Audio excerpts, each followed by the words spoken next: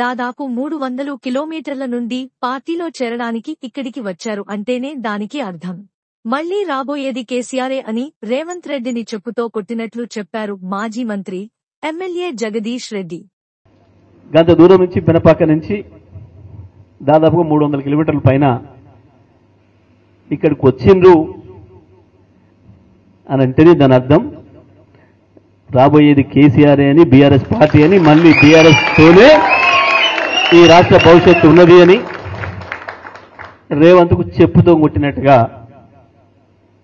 సమాధానం చెప్పడానికి ఇంత దూరం వచ్చినందుకు మీకు అందరికీ కూడా ధన్యవాదాలు తెలియజేస్తూ